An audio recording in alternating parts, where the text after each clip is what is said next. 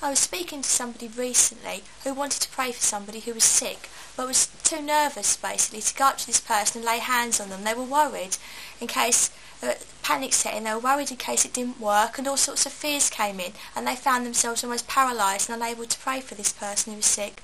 Well, if you've ever been in this position, it might encourage you to hear this. I'm going to read something from Matthew, and it's 8 verse 5 to 13.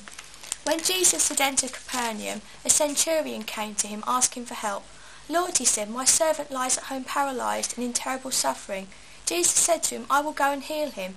The centurion replied, "Lord, I do not deserve to have you come under my roof, but just say the word, and my servant will be healed.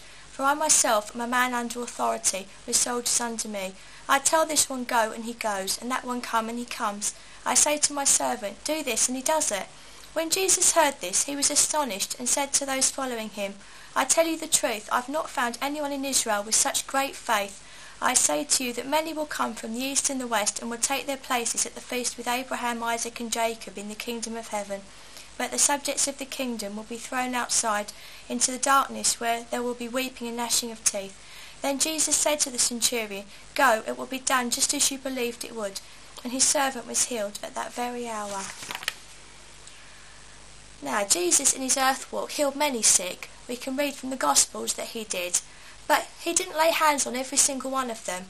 You see, as we've just heard, he was moved by faith. This centurion had great faith, and that is what moved Jesus to perform this healing. Another example of this can be found in Mark 2. If you've read that, or perhaps want to have a look at it afterwards, 4 men actually dug a hole in the roof to get a paralytic to Jesus.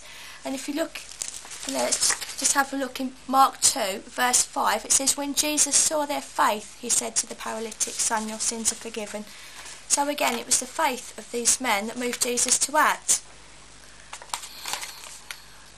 Now, it might be that there's someone you're concerned about, but you're thinking you need to make this grand gesture and go and pray for them, perhaps in front of everybody. But it doesn't have to be like that. If you're a Christian, you've got your time with the Lord each day, you can pray for that person. It doesn't matter if, excuse me, if they're actually there in the room with you or not. Okay, it's great if you can. If you can go to someone and say, "Look, I want to pray for you," whatever, great, do it. But if you can't, for whatever reason, it may be that there's somebody in your family who's in China or America and you want to pray for them. You're not going to get on the plane and go over there to lay hands on them, are you?